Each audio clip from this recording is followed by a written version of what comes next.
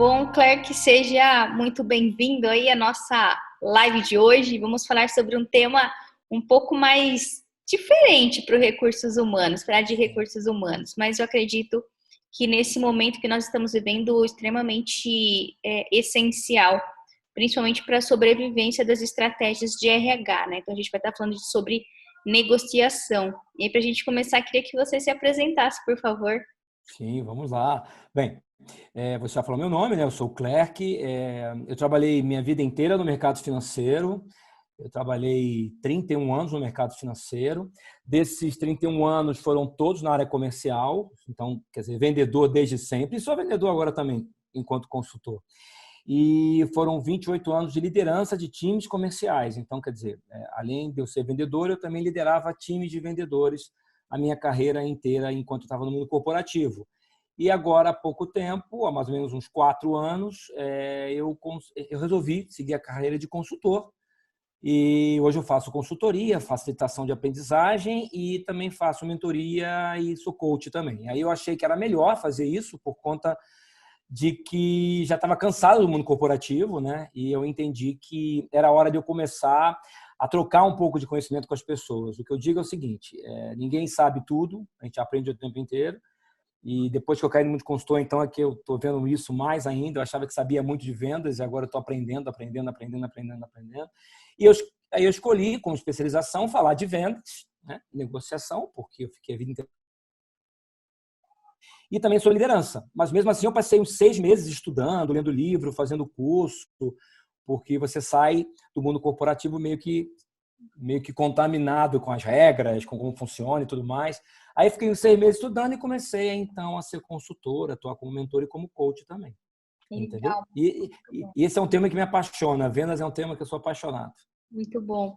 E, Claire, a gente trocou algumas figurinhas durante a semana para poder estar montando, né, essa palestra de fato. E você já falou sobre vendas para profissionais de recursos humanos? Nunca falei, Tati, nunca falei. Aliás, Angélica, boa noite, tudo bem? Tudo bom? É que tem um delay, né, da gente tirar do mute, não é? Não é? Eu nunca falei. Eu sempre tenho. Eu trabalho em algumas consultorias que fazem muitos trabalhos para recursos humanos, né? E eu até comentei com você que até sugiro, às vezes eu sugiro para alguma consultoria, falo, vamos falar de, né, vendas para RH, negociação para RH. Eu, enquanto executivo do banco, eu tinha uma pessoa de RH comigo que me apoiava, né? Eu tinha muitos funcionários e ela me dava o apoio nesse link entre RH e área comercial. E eu via que ela era pura negociadora. Ela negociava comigo os temas de RH da empresa, ela negociava o que eu pedia com o RH, então, ou seja, ela negociava com funcionário, com gerente meu, com vendedor meu, então, ou seja, eu entendo que o RH é extremamente negociador, é o tempo inteiro negociador, e deveria sim fazer um curso, uma especialização de negociação. É claro que não é a de vendas, técnica, voltada, que aí é outra coisa, mas algumas coisas que a gente vai falar agora tem super a ver para RH. Perfeito.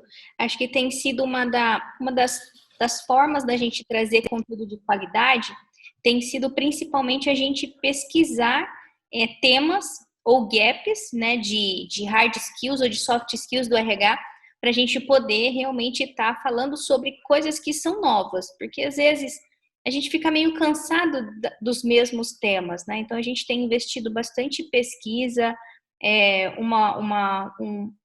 um ouvir bastante ativo para a gente tentar realmente trazer algo que agregue ao dia a dia do RH. E quando eu vi o seu tema, né, de spin selling, eu comecei a estudar ou né, a compreender um pouco mais a sistemática. Falei assim, cara, esse negócio encaixa, né, para o recursos humanos. Vamos ver como que a gente realmente consegue agregar valor a essa cadeira que é tão estratégica dentro das empresas e hoje em dia mais ainda porque realmente acabou tendo, né, levando a visibilidade de que a gente sempre buscou, que a gente sempre lutou para ter, né, mas trazendo a visibilidade para dentro realmente do nosso universo, né? Mas agora precisamos aprender novas coisas, aprender novas competências, né? E daí vem essa discussão aí a respeito do tema. Sim, agora mais do que nunca, né? A gente está num momento muito muito complexo, a gente está num momento de transição, né? A gente está passando por muita coisa que está acontecendo, a gente está vendo muitos países voltando, reabrindo a economia, alguns reabrindo e retomando. Aqui no Brasil, né, tivemos casos de estados que reabriram, agora fecharam de novo, então é um momento muito delicado, e quanto mais você buscar o novo, é melhor para quem está nesse mercado, né? Nesse vai e volta, não sabe como fica, não sabe os temas de emprego, empreender, né? Não empreender. Então, quanto mais coisas novas, melhor para as pessoas, né?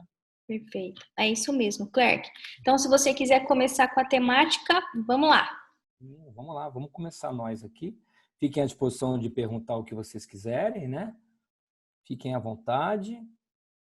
Aqui eu já me apresentei, então vamos seguir. O spin-selling é uma técnica, um método, né, que ele já nasceu há muito tempo atrás. Eu vou depois dizer falar um pouquinho dele, né? Mas antes de começar a falar do spin-selling, que é esse livro aqui que eu trouxe para mostrar para vocês, ó. Essa é a base do modelo, Alcançando Excelência em Vendas. Ele é do Neil Hacken. Então, antes de falar dele, eu queria dizer que ele é baseado em duas coisas muito importantes. E tem a ver com todo mundo sabe do que eu vou falar, mas eu queria aprofundar esses dois temas porque ele é, na minha cabeça, a base para esse modelo. Primeiro é o poder da escuta, que a gente sabe que num processo de venda de projeto do RH, de venda de produto, o que seja, a gente tem ainda hoje o vendedor do projeto, do produto, do serviço, falando muito mais do que escutando. E a gente sabe que isso não funciona há muito tempo. Hoje, mais do que nunca, porque as pessoas estão sabendo de muita coisa, as pessoas pesquisam, conhecem. Então, quer dizer, quanto menos você falar numa venda, melhor. Eu costumo usar uma lei de Pareto quando você está vendendo qualquer coisa para qualquer pessoa, até mesmo um projeto, se for RH, você tem que usar a lei de Pareto na sua conversa de vendas. O que é a lei de Pareto? Você tem que falar 20%. E a pessoa para a qual você está vendendo a sua ideia, o seu projeto, fala 80%. Porque é nela que está o que você vai atender. A dor que ela tem está nela. Você não pode adivinhar o que ela tem de dor. Então, assim, não adianta nada eu falar isso e a gente não ter um poder de escuta, né? Saber escutar. A gente sabe que é diferente do ouvir e escutar, né? Eu sempre brinco isso quando eu estou em palestra, quando eu estou em sala de aula, que eu falo, todo mundo acha que escutar e ouvir é a mesma coisa. Eu penso, não, aí sempre fala uma coisa, falam outra.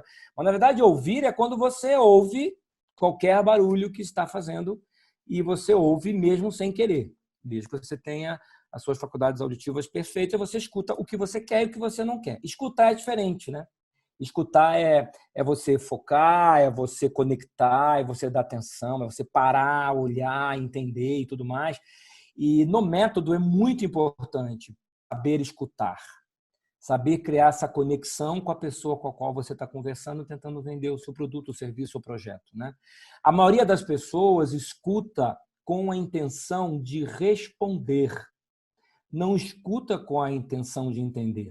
A gente tem essa mania de faz uma pergunta, eu faço uma pergunta para você, Tati, e aí você está respondendo e eu estou pensando assim, meu Deus, qual pergunta eu vou fazer agora? É tudo muito rápido, mas eu estou pensando, que pergunta eu vou fazer quando ela acabar?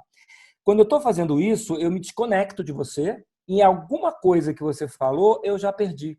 Então, eu digo sempre para as pessoas que vendem, quando eu falo do método, faz a pergunta e espera a pessoa responder. Mesmo que gere um tempo entre a resposta da pessoa e a sua pergunta, é normal. Tipo assim, Tati, entendi. E isso? Esse entendi é o tempo do teu cérebro processar a resposta que veio da pessoa e fazer a próxima pergunta. Senão vira um programa Quem Quer Ser um Milionário, né? Que pergunta, responde, pergunta, responde, pergunta, responde. Fica sem sentido. Então, o poder de escuta é muito importante. Por quê? Porque o método é baseado em perguntas. O spin selling é um método baseado em perguntas. Muitas perguntas. Muitas perguntas. E aí eu trago aqui, coach sabe muito disso, né? São as perguntas poderosas, que são aquelas que dão impacto, têm efeito. Porque se eu vou falar 20% e a pessoa para a qual eu estou vendendo o projeto vai falar 80%, eu tenho que ser rico nas minhas perguntas. Porque se for perguntas vazias, a pessoa responde e acabou a conversa. Aí eu vou ter que ficar falando. Então, eu tenho que fazer perguntas poderosas que geralmente começam por essas palavras aí. Normalmente começam por como, o que, qual, como assim. Pode explicar um pouco mais? Quando, onde, baseado... E por quê? Cuidado só com o porquê, porque o porquê em excesso, a gente lembra quando a gente era criança ou quem tem filho pequeno, que fica por quê? Por quê? Por quê? Você acaba ficando aborrecido. Mas o porquê também é uma pergunta poderosa e que a pessoa vai responder de uma forma aberta, né?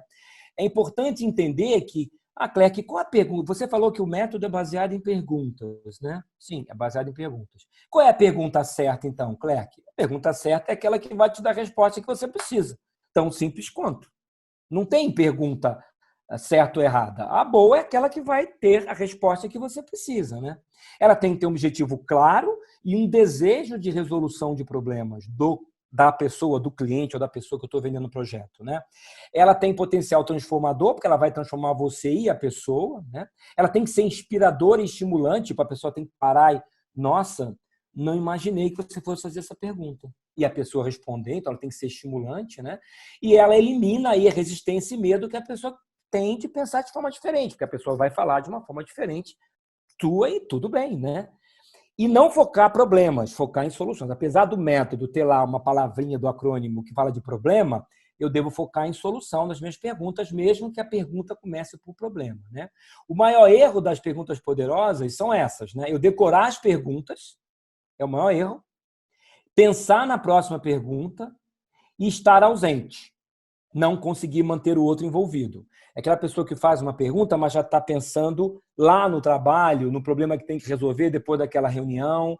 Ela não está só pensando na próxima pergunta, ela está pensando também no trabalho, naquele WhatsApp, naquele e-mail, ou seja, não está inteiro na conversa. Não vai ter como fazer uma pergunta poderosa, né?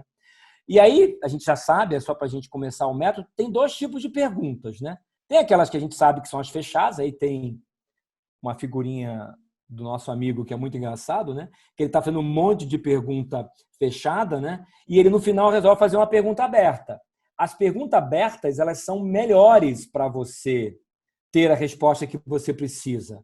Uma pergunta fechada vai levar a um sim, não, sim, não, sim, não, sim, não. Então, se o método é baseado em perguntas, eu tenho que caprichar nas perguntas abertas. Aí vem aquela pergunta para mim, Clerc, mas é proibido fazer pergunta fechada no método? Não, em nenhum momento é proibido. Tem gente que fala, Tati, e pessoal que está me ouvindo, que não, imagina, é proibido fazer pergunta fechada, só faz pergunta aberta. Não, pode fazer. Se o seu intuito é você fazer uma pergunta fechada, a pessoa fechar, falar um sim ou não, e a partir daí você fazer uma outra pergunta aberta, sem problema. Eu digo que as perguntas fechadas são muito usadas para fechamento de negócio. Quando você está fechando o projeto, quando já está tudo ok, aí você concorda em assinar agora? Sim. Pronto, fechou, assinou. A pergunta fechada é boa, né, usada para fechamento. E esse é o método SPIN. Ele é baseado em perguntas, como eu falei, e não são qualquer pergunta, né? São 4 blocos de perguntas. O SPIN é um acrônimo, como eu falei, cada letra representa uma palavra, então você precisa ordenar a sua cabeça na sua abordagem lá da venda do seu produto, serviço ou do seu projeto. E você ordena dessa maneira. S são as perguntas de situação, que a gente vai conhecer. P, as perguntas de problemas. I, as perguntas de implicação. E N, necessidade de resultado. Então, já ficou legal. Eu tenho que fazer pergunta, mas não é qualquer pergunta de qualquer forma. Eu tenho que ordenar as minhas perguntas. E isso é que o método faz. Ele ordena as nossas perguntas, né? E só para vocês saberem, foi um método testado, tá? Existem muitos métodos de vendas na internet. Se você vai buscar lá, você vai achar um monte. Mas esse tem uma característica de ter sido um método testado. Ele foi testado durante 12 anos e ele teve 90% de sucesso nos casos que ele foi testado. Então, há de convir que não é um método que veio só com uma teoria sem prática. Ele foi testado, né? Ele foi lançado em 1988 pela primeira vez, não foi lançado aqui no Brasil. Aqui ele foi lançado em 2009, mas ele foi lançado em 88 lá nos Estados Unidos. Ele foi testado com 35 mil situações reais de venda. Comprador fala a maior parte do tempo. Perguntas certas e relevantes. Ele ordena as perguntas de uma forma lógica, o S, o P, o I e o N. Ele normalmente é usado para vendas grandes. Então, se você procurar na internet, você vai achar o SPIN para vendas grandes, tipo Venda de avião, de iate, de apartamento, coisas grandes, valores altos. Mas já existe muita... Eu uso o SPIN hoje para vender curso. Então, assim, muita gente usa o SPIN para outras coisas. É claro que ele não é um método para o varejinho, lá para a pessoa que vende alguma coisa no comércio de varejo, porque ele é um método longo, tem muitas perguntas. Então, uma coisa que é varejo, não tem sentido você fazer 4 blocos de pergunta para saber qual é a cor da camisa ou o tipo da camisa que a pessoa quer. A pessoa vai embora e não vende, né? Mas é um método que pode ser usado não só para vendas grandes, mas para vendas também que vocês entendam que sejam mais complexas, né? Venda... Você quer perguntar, Tati? Não, tá tranquilo. Vendas não é um processo de persuasão, e sim de compreensão da necessidade do cliente. Eu digo sempre o seguinte para os vendedores: você não vende o que você quer vender, você vende o que o cliente quer comprar. Então, para de querer convencer a pessoa a comprar aquilo que ela não quer. E como é que você vai fazer isso? Como é que você vai oferecer para ela o que ela quer? Perguntando o que ele precisa. Ele vai comprar a necessidade dele, né? A técnica é traduzida como giro de vendas. O SPIN significa giro de vendas. Se tivesse uma tradução, seria giro de vendas. Que tem como objetivo fazer a venda girar, quer dizer, vender o máximo de vezes possível, a maior quantidade de vendas possível. E ele é baseado em 4 etapas. Ele tem a etapa da abertura, das perguntas de abertura, a etapa de investigação, onde eu vou um pouco mais a fundo, a etapa de demonstração de capacidade, para ver se realmente, sabe, a pessoa está muito incomodada com aquele problema, e, por último, obtenção de compromisso, que é quando eu fecho o negócio com o cliente. Para a gente entrar no método, ponto ressaltar do método, a qualidade das perguntas é crucial no processo de negociação, desse método ou de qualquer método, né? Tem que pesquisar sobre a pessoa antes, ou sobre a empresa antes que você for usar. Se você for vender um projeto, tem que saber para quem você vai vender, né? Você tem que perguntar. Eu me vejo assim, se você falar assim, Clerc, e se eu for vender esse projeto para alguém lá na empresa, para um diretor, eu sou de RH, eu ia saber como é esse diretor, quem já negociou com ele, quem já apresentou projeto. Se eu não conheço, né? Quem já apresentou projeto. Eu ia trocar um pouco de figurinha com as pessoas que conhecem essa pessoa para a qual eu vou apresentar o projeto. Porque pode vir dicas importantes, né? Essenciais para que eu possa usar na hora da minha negociação, né? As perguntas está provado pelo método que são a melhor forma de convencer alguém, né? E nós já falamos que é um acrônimo formado por situação, problemas, implicação e necessidade. Tá bom? Podemos então, Tati? Que volta 2 slides, por favor. Isso. Quando eu cheguei nessa técnica SPIN, e aí acabei, né, entendendo que você era especialista nessa área, eu baseei a minha procura justamente nas 4 etapas principalmente, né, entre investigação, demonstração de capacidade, abertura, investigação, demonstração de capacidade e obtenção de compromisso. Porque quando a gente está no RH, aí eu já vou falar enquanto RH interno, não vou nem falar enquanto consultoria para vender um projeto, né? Vou falar o RH interno vendendo a ideia do projeto, da aprovação do projeto. Às vezes a gente vai, eu vejo isso muito acontecer diretamente na obtenção do compromisso. Quase sempre. Eu estou com o meu projeto em mãos, eu quero um sistema novo de recrutamento e seleção. Não, eu estou precisando desenvolver orçamento para um treinamento. Não, eu estou precisando trocar os nossos benefícios ou nosso fornecedor de benefício. Enfim, qualquer necessidade que a gente precise negociar com a diretoria. E aí eu vejo o RH formatar todo o projeto, deixar aquele negócio tipo assim, poxa, tá lindo, estão todas as informações que precisa, e ele vai lá diretamente para poder obter o compromisso, né? O aceite do diretor, do gerente, enfim, do responsável pela caneta, né? Do responsável pela aprovação. E aí é justamente nesse momento que eu acredito que a gente acaba perdendo, né, a aderência geralmente das nossas ideias, porque não deu tempo do nosso cliente, né, do nosso diretor, do nosso gerente, do comprador da empresa, realmente compreender a necessidade daquilo.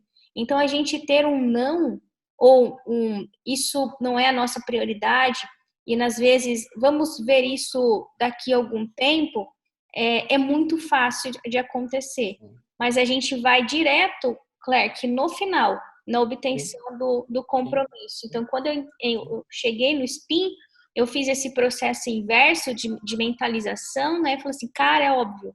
É claro que aqui é que está um grande gargalo nosso do recursos humanos, porque a gente vai direto na canetada, né? A gente vai direto tentar aprovar, ou às vezes a gente fica muito tempo na investigação.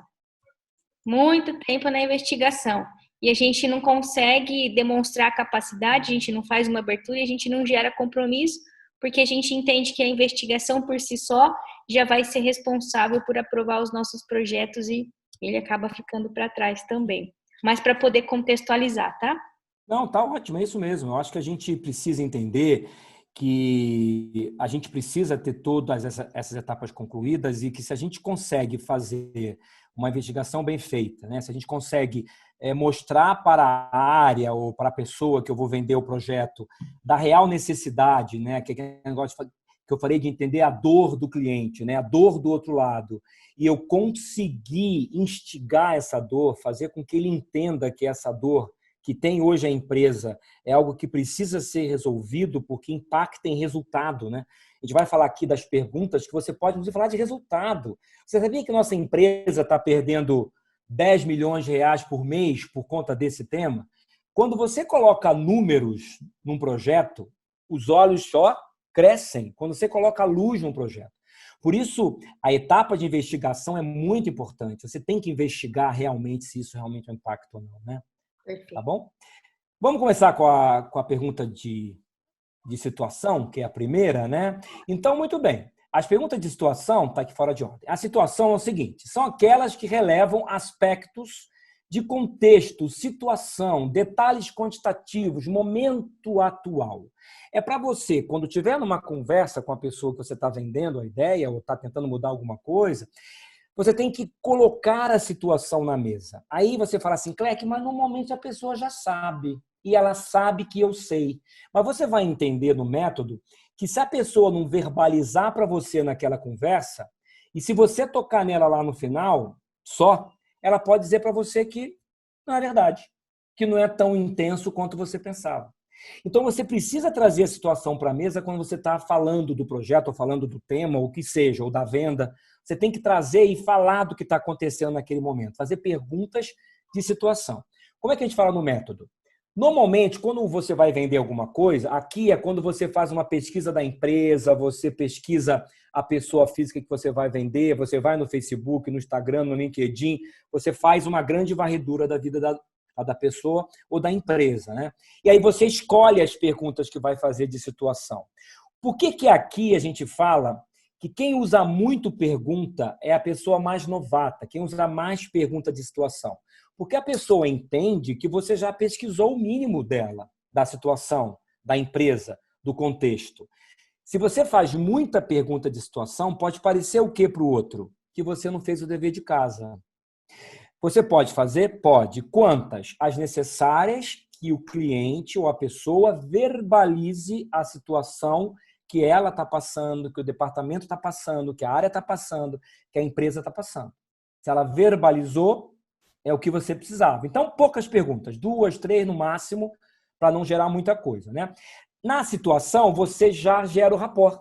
Você já consegue, com ele falando, você já vai procurar na sua cabeça o que você vai oferecer lá no final do processo, através do processo de empatia, né? Ele está falando, ou ela, você já está imaginando a situação e, obviamente, você já vai construindo todas aquelas perguntas que você fez anteriormente. Porque, sim, o SPIN exige um trabalho prévio. Eu tenho que construir as minhas perguntas. Eu tenho que escrever. Aí uma vez uma pessoa me perguntou assim, um mentorado meu, Clerc, tem algum problema de eu ficar lendo? Eu falei, eu acho que não é bacana, porque se for por telefone você até dá uma quebrada, mas pessoalmente, só se você tiver muita intimidade. Mas faz o seguinte, escreve, que quanto mais você escreve, mais você guarda na cabeça. Então faz as perguntas antes, escreve o que eu vou perguntar de situação para que ele traga para a mesa o que eu preciso ouvir, que vai gerar rapport e vai gerar, eu vou conseguir ser empático com ele. Escreve.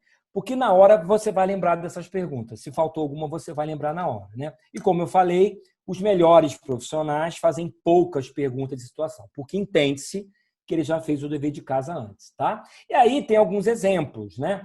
Bem genéricos, porque a situação vai ter que ser assim. Quais os principais empecilhos encarados atualmente? Por que essas complicações surgiram agora? Como essa situação é contornada hoje? Qual é o problema que a demora da aprovação desse projeto pode causar no seu negócio? Ou seja, perguntas mais genéricas, que não tenha muito a ver ainda com o outro tópico que eu vou falar, que são as perguntas de problemas, que é o P. Agora o bicho pega. E aí o pessoal fala assim, poxa, Clerc, mas que maldade, você vai colocar problema na mesa? Eu sempre escutei que num processo de venda eu não posso falar de problema. Quem falou? Se a gente está aqui para atender uma necessidade do cliente e ele compra o que ele quer, como eu vou descobrir o que o aflige se ele não verbalizar, se ele não falar? Então agora eu preciso fazer com que, dada a situação que aconteceu, que ele já falou para mim, qual é o problema que ele vai verbalizar para mim? Qual é a inquietude que ele tem em relação àquela situação? E aí sim, ó, os melhores profissionais fazem muitas perguntas, porque ele vai falar de problema, do problema que você tem a solução para ele, e aí lá no final você vai ter como fazer o checkmate muito mais fácil. Então, pergunta os problemas que o cliente tem em relação àquela situação. Perguntas de problemas. Quais são os principais empecilhos que você tem hoje, ultimamente, na sua área, atualmente? Por que as complicações vieram agora? Como está o relacionamento dos seus líderes com os funcionários? Olha que pode vir muita coisa na mesa, né? Quais os impactos que você está tendo na sua área? O que está dando de problema na sua área? Que problema você tem? Você pode usar, inclusive, a palavra problema para fazer perguntas de problemas. Depois que você fez a situação e os problemas estão na mesa, o que acontece geralmente? Aparecem as necessidades implícitas. Qual é a diferença da implícita para a explícita? A implícita está aqui dentro. Ó. O cliente não falou ainda. Ele demonstrou para você, talvez com um olhar, talvez olhando para o alto, pensativo, mas ele não explicitou, ele não falou. O que acontece geralmente com o vendedor quando está falando, passa por situação, aí o cliente fala de um problema. Digamos que ele está vendendo alguma coisa que o vendedor tem para oferecer. O que acontece? Ele vai lá e... Ele falou que está precisando disso. Eu tenho. Para que eu vou fazer mais pergunta? Eu vou e ofereço. Qual é a chance de dar errado? Se ele tiver um outro fornecedor, por exemplo, ele não está convencido que você é a pessoa que vai atender ele ainda. Você só levantou o problema, você não levantou mais nada. Ele pode falar assim, sabe de uma coisa, Tati? Eu vou esperar um pouquinho. Não, ainda não. Espera um pouquinho. Eu acho que não é a hora de eu fazer essa troca ainda de plano médico. Não é hora ainda de eu bancar esse projeto aqui dentro. Não é hora ainda de eu comprar esse software. Não é hora. Porque você já deu a cartada antes dele verbalizar que aquilo vai resolver o problema dele. Então, você não deve fazer isso e esperar. Ele não tem foco ainda no que você precisa, né? Aí vem para a implicação. Aí que a mágica do spin acontece. É a hora que você vai implicar, e a palavra implicar mesmo, tá? É pegar o problema que ele verbalizou e apertar. Fazer com que o problema tome uma proporção catastrófica. Aqui é a hora de você falar daqueles 10 milhões que a empresa perdeu por ter um software inadequado no ano passado. Aqui é a hora de você falar do que aconteceu, que teve que sair várias pessoas da empresa porque não resolveu essa situação. Aqui é a hora de falar da quantidade de ações trabalhistas que você teve porque fez errado o processo tal e deu tantos milhões. Porque esse é o momento de você falar, olha, você está vendo esse problema aqui? Se você não fizer nada, ele pode se tornar muito maior do que ele é na verdade. É duro o negócio, você fica assim, puxa, eu vou implicar, eu vou cutucar, sim, mas é aqui que a mágica começa a acontecer, né? E o exemplo você já considerou as consequências pessoais e globais da empresa desse problema no médio e longo prazo? O que o nosso negócio está perdendo se não fizermos isso logo? Olha, eu tenho um relatório aqui que são 10 milhões de perda no ano passado. Qual é o custo de oportunidade dessa situação? Você já mensurou o custo que vamos ter em nosso resultado caso esse problema não seja resolvido? Você já imaginou se nós entrarmos esse ano na pandemia sem isso estar resolvido? Olha quanta gente a gente vai perder. Olha quanto dinheiro a gente vai perder. Ou seja, esse momento, essas perguntas normalmente não têm respostas. E por que é bom não ter respostas? Porque quando o cliente, ou o gerente, ou o diretor não responde, quer dizer o quê? Que ele está pensando, né? Então, essa hora, o teu interlocutor vai dar aquela paradinha e vai olhar para cima. Essa olhada para cima é tudo. Ele olhou para cima é porque você conseguiu implicar e ele está pensando que realmente o seu negócio é muito importante para ele, né? E aí sim, você vai entrar na necessidade de resultado. Sem falar ainda o que você tem para oferecer. Você vai mostrar o valor e como é útil resolver o problema com alguma coisa que você ainda não falou, você ainda está nas perguntas, né? Então você vai fazer perguntas do que o que ele precisa para resolver o problema. Lembra, você criou a situação, ele colocou o problema na mesa, você lá beliscou, e aí você pergunta, tá, diante desse cenário, o que você entende que seja uma solução para resolver esse problema e nós economizarmos esse dinheiro para a empresa? Ah, minha solução é fazer isso. Eu acho que tem que fazer isso. Deixa ele falar a necessidade de solução. Porque como você já fez a pesquisa prévia, você tem uma solução para ele. Mas quem verbalizou a necessidade de solução? Ele falou. Ele falou que eu preciso. E aí chegou a hora de você, então, fazer as perguntas, né? Como seria a sua vida sem esse problema? Como é que você acha que esse processo deve ocorrer? Você acredita que tem solução para essa questão? Que solução você traria para essa questão? Como você daria essa solução como resolvida? Já que a gente falou que é um caso sério. E aí, efetivamente, uma necessidade que era implícita, com as perguntas de implicação e de necessidade de resultado, ele te fala, a solução para mim era trocar esse sistema, a solução para mim era aprovar o projeto tal, a solução para mim é aumentar o headcount desse tal, ele vai falar as soluções que ele propõe. Ou seja, nesse momento ele falou da dor dele e falou que solução que ele quer, qual o remédio que ele quer para a dor dele. Tá feito o negócio. Aí chegou a hora de você falar. Bem, então tá bom, já que você falou que você precisa disso, eu brinco de tcharam, tá aqui, eu tenho. Aqui é a solução, olha. E aí você apresenta. Concorda que ele está muito mais sensível a aceitar a solução? Ele está muito mais sensível, porque ele já está com o problema todo na mesa. Ele falou que ele precisa resolver aquilo, que ele está perdendo dinheiro, está perdendo gente e tudo mais. Ele falou que a solução dele é blá, blá, blá, blá. E você tem aqui dentro a solução, uma das soluções que ele falou, você está aqui, você tem para apresentar para ele. E aí você apresenta. Apresentando não tem jeito. Quando apresentar, você fecha o fluxo SPIN. Então, como a gente fala aqui o SPIN, o vendedor usa perguntas de situação para colocar o contexto na mesa. Contexto na mesa, eu levanto os problemas através de pergunta. Problema na mesa revela a necessidade implícita. Lembra? Está aqui ainda. Ele falou de problema, mas está aqui ainda. Depois, eu vou implicar com o que ele falou de problema, vou apertar a dor dele.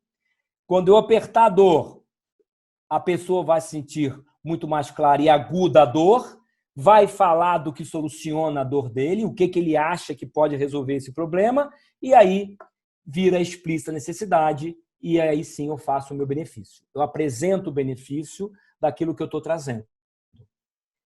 Fica muito mais claro para ele a necessidade dele fechar negócio, comprar o software, contratar gente, tudo que pode fazer no tema de RH. E no produto ou serviço? Aí a pessoa vai, nossa, eu não me via sem esse produto, gente. Agora, se eu não tiver esse produto, eu não sei o que eu faço mais da minha vida. Muda o cenário diante do nosso consumidor, do nosso comprador, né? Onde está o valor da compra? Quando eu não deixo claro o benefício da minha solução para o departamento, para a empresa, né, lá para o diretor, para o gerente, para quem seja, o custo pende muito mais na balança e ele não toca o projeto para frente porque fala que é caro para a organização. Quando eu coloco valor alto, quando eu faço todo encadeamento de perguntas, eu consigo colocar a minha solução como a solução para ele. E aí, não tem mais custo, né? Porque o benefício passa a ser muito mais pesado na balança. Aquela dor que eu falei lá no problema passa a ser muito mais leve quando eu apresento um produto, uma solução, um projeto, uma proposta, entendeu? Muda totalmente a visão do que você está vendendo para o cliente, ou para o gerente, ou para o diretor, como a gente falou, né? E para a gente poder finalizar esse ponto, nós sempre estamos na nossa grande dualidade entre preço e valor, né? Eu não vou fazer esse projeto, eu não vou fazer isso, eu não vou trocar porque é caro. Quando a gente fala de preço, é porque o valor não foi vendido devidamente. Aqui no Brasil, a gente confunde muito preço com valor. Quando você vai comprar alguma coisa, às vezes você pergunta qual o valor? Não é isso? Qual o valor? Qual o valor? Esse qual o valor confunde na cabeça da gente o que é preço e o que é valor. Esse milionário americano disse a seguinte frase: por algum motivo, as pessoas se baseiam nos preços e não nos valores. Preço é aquilo que você paga. Valor é aquilo que você leva. O método SPIN, ele cria valor para o que você está levando. Em nenhum momento do método, você viu, eu não falei de produto, de serviço, de proposta. O método inteiro eu fui construindo uma forma dele, no final, ter a necessidade da solução que eu estou trazendo para ele. Ele tem essa necessidade. Eu criei valor nele, né? E para a gente poder só reforçar isso, 1/3 das pessoas só são focadas em preço no Brasil. 2/3 estão dispostas a ouvir soluções, mesmo que sejam mais caras do que ele tem hoje. Então, ou seja, por que eu fico focando só num terço que é preço? Né? Eu preciso conhecer o que eu estou vendendo para saber do valor que eu quero. Eu tenho que passar confiança para a pessoa. Porque você compra valor, você compra algo mais caro pelo valor quando você confia no que você está comprando. Tá aí a nossa marca, eu vou dizer uma bolsa baratinha, chamada Louis Vuitton, uma mala baratinha, que deve custar uns 20 mil reais, né? E a gente compra. Compra. Quando eu era gerente de banco lá no Rio de Janeiro, eu tinha conta de uma das fábricas da Vitor Hugo. E essas bolsas que custam 2 mil reais a Vitor Hugo, o custo dela não chega a 500 reais de couro e aqueles ferros. Mas eles vendem por 2 mil. Por que vendem por 2 mil? Porque a Vitor Hugo já implementou na cabeça do consumidor a ideia do valor. O preço deveria ser, sei lá, 1.000 reais, o dobro, mas não 2, 3 mil reais. Não uma Ferrari custar uma usada 2 milhões de reais. Enquanto para você fazer uma Ferrari, você não gasta nem 500 mil por conta da tecnologia. Aí você vende por 4, 5, 6 vezes mais. Por quê? Porque eu consegui construir na cabeça do meu cliente valor. Isso é que o método prega. Você tem que construir valor na cabeça do seu cliente. Eduque as pessoas pelo valor e não pelo preço. Porque as pessoas que são obcecadas pelo preço são as que têm maior dor de cabeça. Repara só. Quando você pesquisa muito uma coisa para comprar, e quando você compra depois de uma longa pesquisa, quando você fecha negócio, não dá uma sensação de que, nossa, será que eu fiz o negócio certo? Se eu pesquisasse um pouquinho mais, de repente eu achava mais barato, né? Então, quem fica só no preço tem sempre dor de cabeça. O nosso papel é vender valor para o cliente. E o método ajuda muito nisso, na construção de valor na cabeça do cliente. É a percepção de valor que leva a pessoa para a qual eu estou conversando não ligar para preço. Quanto mais eu valorizo, menos ele liga para preço. Faz sentido, Tati? Faz total sentido. No RH, a gente percebe, às vezes, que a gente mesmo acha o projeto caro. Então, assim, eu recebi um orçamento, era tudo que eu precisava, vai resolver minha vida, a gente vai melhorar um monte de processo aqui e tal, mas, assim, eu achei caro. E aí, quando ele tenta vender esse projeto que ele já achou, né, que ele já achou o preço caro, acabou a negociação, né? Então, a gente fala assim, o RH tem que ser o primeiro a comprar o projeto verdadeiramente, no sentido, olha, esse projeto, o custo-benefício dele, né, é muito aquém, o custo dele é muito aquém ao benefício que ele vai proporcionar na empresa. E aí fazer a conta mesmo de cálculo, né, de estatística, é importante para a gente poder provar isso para a gente mesmo. Então, às vezes, quando a gente está defendendo um projeto dentro de uma empresa, eu tendo a tentar entender quais são todos os custos que ele tem envolvido naquele processo antes do projeto, para quando eu levar o projeto ou o valor dentro, né, do orçamento dele, eu vou considerar aquilo que, teoricamente, ele já utiliza de custo. Às vezes, a gente já tem o custo, né? Fala assim, nós vamos comprar um software ou alocar um software e a gente vai ter um valor, um custo de mais X reais. Será que a gente vai ter mesmo mais esse custo de X? Ou será que se a gente fizer um cálculo inverso da quantidade de horas menos que a gente vai implicar naquele processo? Às vezes, no corte de um custo de retrabalho que a gente tinha, às vezes, orçamentos que a gente já tem dentro do departamento justifica, né? Você falar assim, olha, eu preciso desse software e não vai custar nada para você, né? O valor é zero. Por quê? Zero. Porque você já paga por isso. Só que a gente só está transferindo o orçamento porque agora esse orçamento vai conseguir, fora o que a gente já tem de custo, agora fazer a gente ganhar mais tanto de tempo, mais tanto de performance, mais tanto de... Então, às vezes, eu percebo que a forma com que a gente leva o projeto adiante, a forma com que a gente compra o projeto enquanto RH, né? A forma com que a gente compra o projeto não é a forma ideal para a gente poder vender a ideia desse projeto dentro da organização depois. E aí, às vezes, a gente fica naquela justificativa, mas a minha empresa não investe em pessoas, mas a minha empresa não se preocupa com a transformação digital, tal. Eu sempre falo, e você se preocupa? Porque se você se preocupasse de verdade, você nunca permitiria que a sua empresa não investisse em transformação digital ou não investisse em pessoas, porque é um absurdo, né? A gente sabe que gasta muito mais dinheiro, muito mais tempo, muito mais um monte de coisa. Então, acho que essa alçada de negociação, ela precisa ser melhorada e a técnica SPIN, ela corrobora, né, muito com aquilo que a gente vai precisar adotar dentro da organização. Então, acho que extremamente alinhado, Clerc. Você sabe o que acontece? Você falou de um tema muito, muito interessante, né? Eu já falei para vocês, né, que eu vim do mercado financeiro, trabalhei muito tempo em banco, né?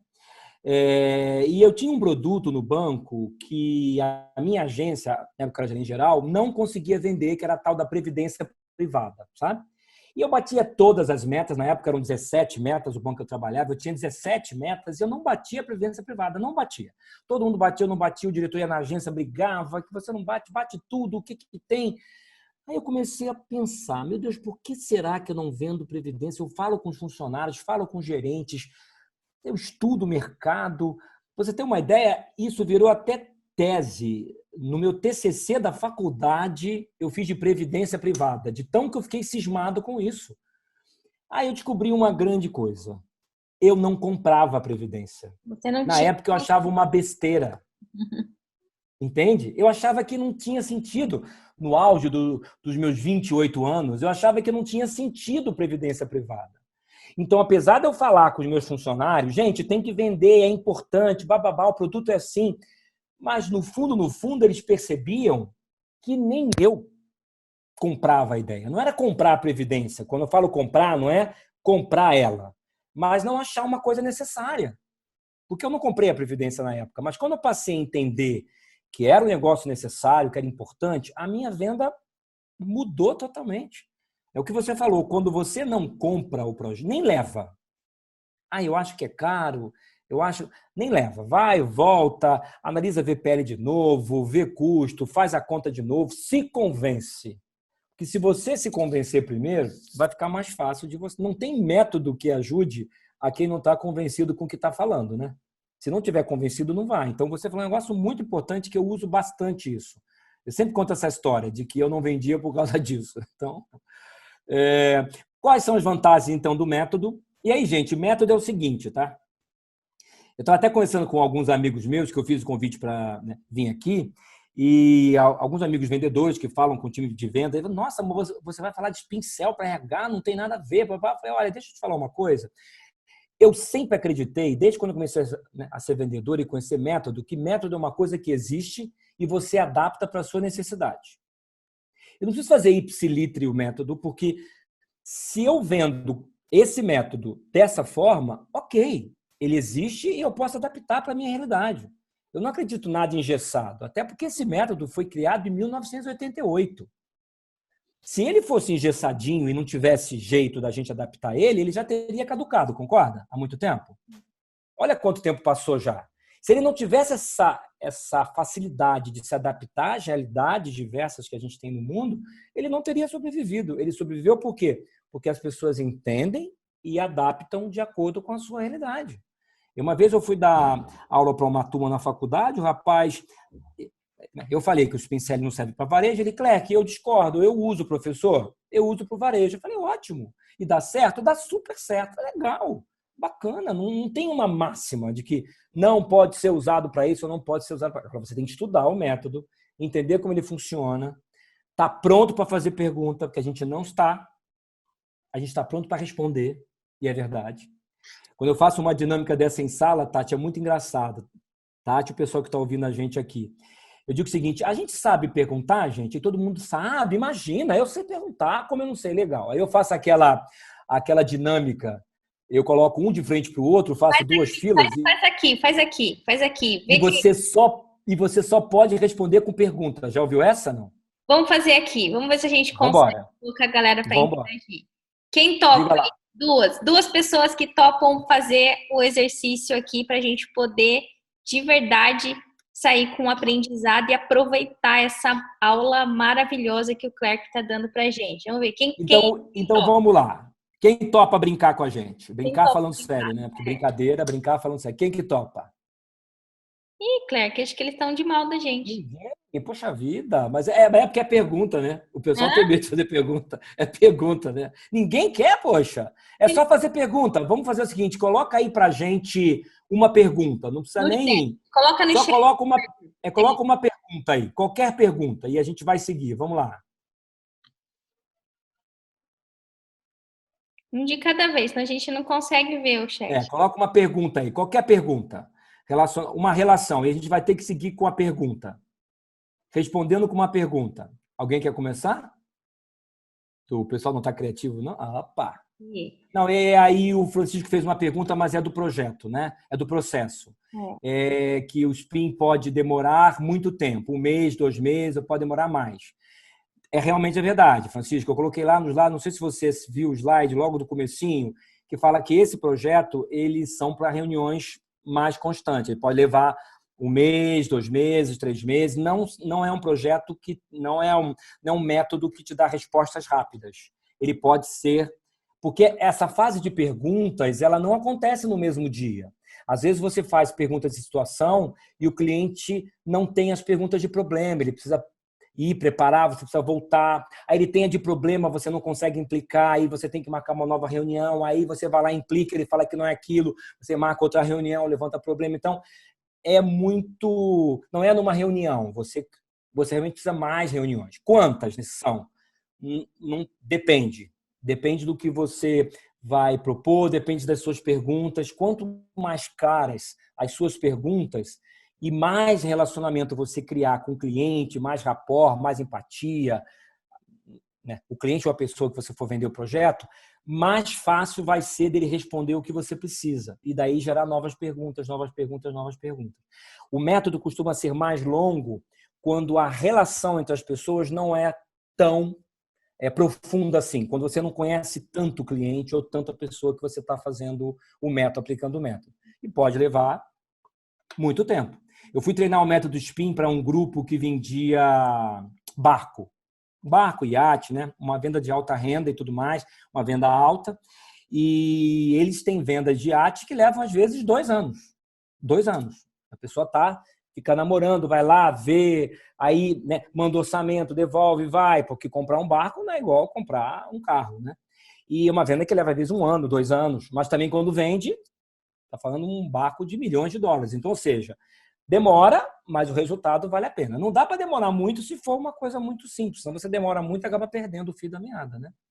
Tá bom? Eu acredito que no RH, principalmente no RH interno, Clerc, muitas das informações, por a gente conhecer, por a gente viver a dor do cliente, né, do nosso gestor o tempo todo, muitas daquelas informações ou daquelas perguntas, elas vão servir de base para que a gente consiga o aceite dele antes da gente engavetar, né, antes da gente colocar a nossa proposta para ele assinar. Então, assim, é um método que eu imagino, tá? Estou me imaginando vendendo um projeto para minha consultoria ou vendendo um projeto nas minhas consultorias internas para o gestor daquela área.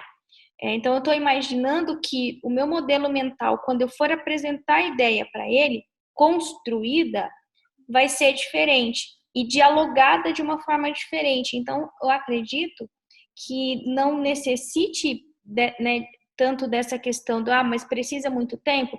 O muito tempo vai precisar se você ainda precisar agregar valor ou gerar valor a uma ideia que a empresa ainda não tem construída. Mas se a dor está instalada, vocês vivem essa dor juntos e você sabe essa dor e você faz o seu gestor verbalizar a dor e verbalizar a solução e você tem a solução, acabou. Né? Você tem uma venda extremamente encurtada. Se você conseguir construir mesmo, né, as perguntas de uma forma que elas sejam encadeadas e que as respostas sejam realmente dentro do que você precisa no método, você consegue andar com ele mais rápido, né? Porque quando a pessoa verbaliza, né, porque o que acontece? Eu fiz a situação, eu falei do meu problema, você foi lá e implicou, eu já vi que sem você eu não vivo e falo para você que a minha solução é o que você tem aí. O sentido é, vamos lá e vamos fechar, e vamos tocar para frente, né? A Clerc, isso é uma visão meio simplista. Eu acho que a coisa não é tão simples assim. Não é. É um método que tem todo o encadeamento lógico. Talvez você não consiga fazer da primeira vez, talvez você tenha dificuldade de montar as perguntas, porque, como eu falei, a gente não é bom de fazer perguntas. A gente vem de uma escola onde perguntar era proibido. Quando as crianças levantam a mão na escola e perguntam, tia, eu tenho uma dúvida. Normalmente a tia fala o quê? Não é agora, daqui a pouco você pergunta. Aí você vai para casa, tem uma dúvida, pergunta para a mãe fala o quê? Pergunta para o seu pai. Aí você vai no pai, não, fala com a sua mãe. Aí você vai para o mundo corporativo, vai para as empresas e pega um líder que odeia responder pergunta. Não pergunta não, hein? Que esse cara é nervoso, é enfesado. Aí você vai tolindo a sua capacidade de fazer pergunta. E aí você vai para um processo de venda de projeto, né, o que seja, sem argumento, né? Eu trouxe aqui tá, e aí? Me dá o valor aí. Quanto eu vou ganhar? Aí vai para o valor, aí vai para o preço, né? E aí o preço pode ser que ele entenda que não está no budget do ano, pode ser que ele vai priorizar outros projetos. Aí você vai entrar num ranking que ele vai ter de necessidades que pode não ser a sua. Quando você traz o problema para a mesa, você vira a prioridade. Eu sempre vivi isso em banco quando tinha que a gente criar alguma planilha ou pedir alguma coisa em produtos. Nossa, me falavam da fila. Tem uma fila em sistemas, eu tinha até medo da fila, de achar uma mula sem cabeça, um saci pererê na fila, porque era uma fila que não acabava mais. Mas por quê? Porque a gente não sabia vender o processo como tem que ser vendido. Porque quando você mostra que a dor é séria, passa a fila passa. Não é isso? A fila vai. Deixa eu só finalizar aqui, só retomar aqui, a gente finaliza. Aí a gente abre para perguntas, quem quiser fazer alguma pergunta. Vamos lá.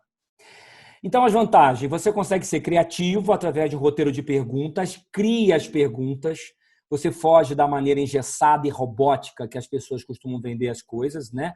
E cria um clima mágico na venda. O cliente vai se sentir escutado e o cliente adora ser escutado. O nosso cliente final adora ser escutado, né? Aqui você vai se tornar um consultor para o cliente, porque você vai escutar e dar a solução para ele, e você vai vender o que realmente ele precisa. Lembra que eu comecei falando lá na frente? O cliente só compra o que ele precisa. ele não compra o que você precisa. Você não vai conseguir vender para ele o que você quer. Você vai vender o que ele quer, né? E aí, para a gente fechar e abrir as perguntas, fechar aqui e abrir as perguntas para vocês, eu adoro essa frase aqui. Lembre-se que a verdadeira arte de vender começa quando o freguês, bem, diz não. Quando a pessoa que você vai vender alguma coisa disser não, opa, aí começou a arte de vender. Quando diz sim, a gente gosta também, mas qual foi o esforço técnico que você teve para converter uma venda que a pessoa estava prontinha para comprar? Nenhuma, né? Então, use ela, faça. Quando o cliente dizer não, ou quando a pessoa que você apresenta o projeto disse não, aí que o negócio ficou gostoso. Aí que você vai se desafiar e fazer diferente, né? Tá bom? Bom. Tem pergunta, Clerc. Vamos lá. O Francisco, ele complementou, né? Eu sempre tenho que aplicar, que aplicar com o decisor ou pode ter mais atores no processo? Você pode levar mais gente com você. Mais pessoas podem até perguntar. Eu já fiz método SPIN para uma empresa que eu prestava consultoria, que iam de 2, de 3 pessoas para apoiar nas perguntas, entendeu? Não tem problema nenhum. Como cliente pode estar com mais gente também, pode estar com 2, 3 pessoas, não tem problema. Só tem que estar todo mundo ensaiadinho, né? Quer dizer, se a gente for aplicar o método SPIN, eu, a Tati, você numa visita ou numa reunião, a gente tem que ensaiar, tipo assim, a Tati é melhor nas perguntas de implicação, então ela vai ficar com implicação. Eu sou melhor na de problema, você é melhor na de solução. Então a gente se divide e a gente faz junto o método, né? Porque não dá para um só fazer e as pessoas ficarem sem saber do que está acontecendo. Pode ser até que erre a pergunta e aí atrapalha todo o método, mas pode sim. Legal. Aqui a Árgela está perguntando. E outro fator que acontece muito, que acho que por causa da cultura, como você fala desde pequeno, quando alguém perguntar, a pessoa ou fica com medo de passar por parecer que não sabe do tema, ou ele não acha ou ele não acha isso, os demais olham, sendo que eles também têm as mesmas dúvidas e acontece ainda no trabalho. É meio que uma questão realmente que você disse cultural, né? Sim, A gente, sim, sim. a gente tem medo, receio de parecer que não sabe, então a pergunta parece que ela é dirigida só por quem não sabe de alguma coisa, então precisa levantar a mãozinha para eu quero aprender. E acho que tem muito também essa questão de, às vezes, a gente prefere deixar a dúvida passar batido e não treinando pergunta, quando a gente vai negociar, não sai a Não pergunta. vai, não vai. Não, e tem mais. Hoje a gente tem um grande problema. Hoje a gente está falando muito de vulnerabilidade, né? Principalmente nessa situação que a gente está. Na minha época, assim, há uns 10 anos atrás, quando eu era executivo de empresa, 10 anos atrás, não muito tempo, eu tinha vergonha de falar que eu não sabia. Se um funcionário me perguntasse alguma coisa e eu não soubesse, gente, eu parecia, né, o avestruz. Queria enfiar a minha cara na terra de tanta vergonha. Hoje, se vem uma pergunta que eu não sei, tudo bem. Eu vou procurar saber para você. Eu vou entregar o que você precisa. Mas tudo bem, você não é obrigado a saber de tudo. Talvez esse conceito de vulnerabilidade mude um pouco o medo das pessoas de fazer perguntas, né? E de você não ter resposta. Tudo bem. Muda a pergunta, né? Entendeu? É isso. Alguém queria fazer um áudio aí, não é? Quem era? Acho que é a Bruna. Pode ligar, Bruninha. Bruna, vamos É, lá, fala com a gente. na verdade, no meu caso, é um caso um pouco contrário, sabe? Hoje, na verdade, eu tenho 14 anos de call center e nesses 14 anos, quase 10 foram em treinamento. Então, falar sempre foi comigo. E uma coisa que eu sempre percebi e que me prejudicou muito na minha carreira, acho que é por isso ainda que eu nem consegui ter muita ascensão, é porque as pessoas, elas têm por hábito repelir quem faz questionamento, porque eu sou uma pessoa que às vezes eu faço muito questionamento, mas não no sentido de reclamação, é porque enquanto não faz um sentido, não tem uma lógica, eu pergunto exatamente porque eu tenho uma questão muito analítica. Primeiro eu analiso, quando faz um sentido eu consigo fazer uma estratégia, uma execução. E hoje eu vejo tanto na função que hoje eu executo e em todas as outras, isso era visto com maus olhos, porque as pessoas entendem que às vezes perguntar não é para esclarecer, mas é porque a pessoa quer ver um defeito, ou na grande verdade as pessoas querem tanto tudo tão rápido que elas não querem ter a estratégia, elas só querem se preocupar com a execução, com o resultado final, e muitas vezes, em algumas funções que eu executei, que eu já fui analista de RH focada em implantações e tal, eu previa problemas e quando eu sinalizava possíveis problemas, a resposta sempre, ai, como você é negativa, você só está vendo o lado ruim, não se preocupa com isso, vamos focar no agora. E aí, quando acontecia aquilo que eu previa, o chefe, a liderança olhava para mim com aquela cara do tipo, eu sei que você está certo, mas eu não vou te dar a razão porque você não é o líder, eu que sou o líder. E aí eu ficava muito frustrada por muitos anos com isso, porque eu via que às vezes é mais uma questão de ego do que de fato pegar e falar assim, pera, vamos parar, vamos analisar, vamos fazer uma estratégia e ver quais são os possíveis danos colaterais, possíveis custos que isso pode levar. Então hoje eu vejo que não é só as pessoas que têm medo de perguntar. Quem pergunta também é muito mal visto. E eu falo isso por experiência própria, porque hoje em dia mesmo, toda reunião que eu tenho, quando eu começo a falar, o pessoal já bate essa mão na testa e fala, puta, ela vai falar pra caramba. Vem a Bruna com a pergunta. Exatamente. Não, Mas mas eu geralmente concordo são contigo, perguntas que Bruna. eu faço sentido, né? Eu nunca Sim, vou claro. ficar falando por besteira. Eu acho que até hoje é assim, Bruna, não só no mundo corporativo, mas na faculdade, quando eu dava aula na faculdade, agora eu não consigo mais ter tempo, não por causa da pandemia, mas eu já parei um tempinho. Eu adorava pergunta de aluno, mas eu quando virei coordenador de MBA, eu toquei algumas turmas de MBA e tinha professor que falava, nossa, mas esses alunos perguntam tanto. Aí eu dizia assim, que ótimo, né, que as pessoas perguntam. Mas tem professor que não gostava de pergunta. Mas peraí, não entendo. Você é um professor? Ah, não, porque pergunta muito. Aluno que pergunta muito eu não gosto. Aí eu sempre dizia, aluno que pergunta muito eu adoro, porque ele me incentiva a buscar as coisas que eu não conheço, ele me incentiva a pensar de uma forma diferente um ponto de vista que eu tinha e de repente ele contrapõe e eu mudo e eu adapto com dele. Ou seja, mas realmente você está certa. No mundo corporativo eu já passei por várias situações em que as pessoas falavam, nossa, você pergunta muito, nossa, você fala muito, nossa, não sei o quê, entendeu? E tudo bem, desde que eu tivesse certeza do que eu estava falando, eu não me calava por causa disso, entendeu? Sim, com certeza. Também Né? sou assim até É hoje, isso por aí. isso que eu arrumo muita briga. Não, você é isso aí, tem que ser certa do que está, né, perguntando, que eu tenho certeza que você está, você tem que perguntar sempre. Ah, sim, com certeza.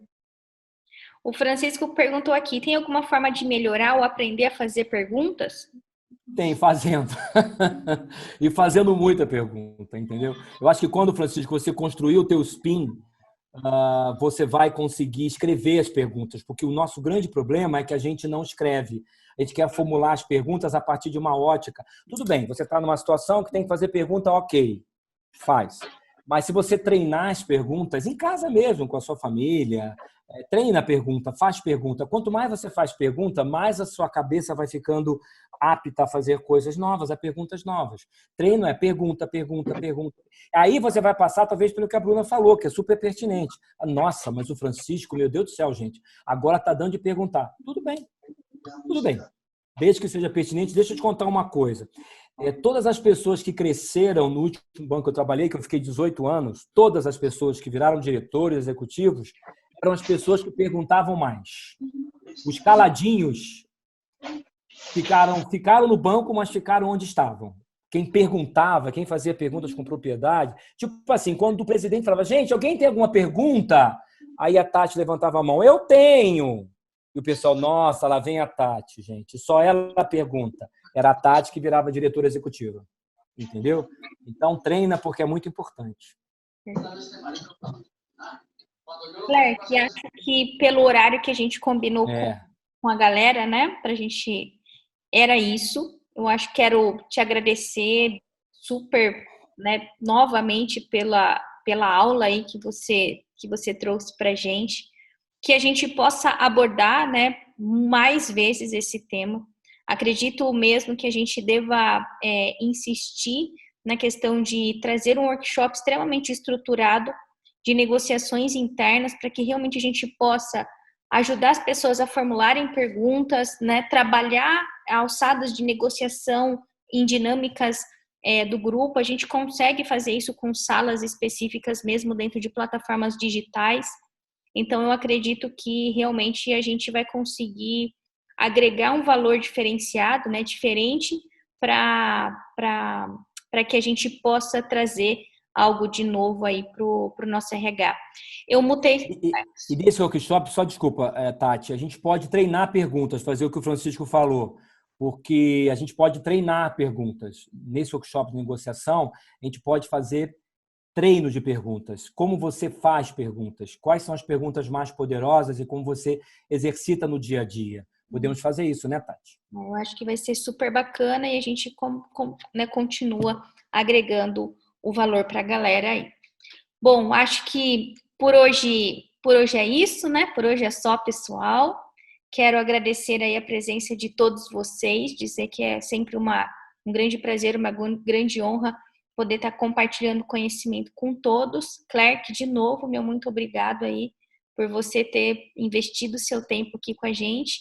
E eu espero que a gente volte em breve aí com um workshop super massa para poder apresentar para a galera.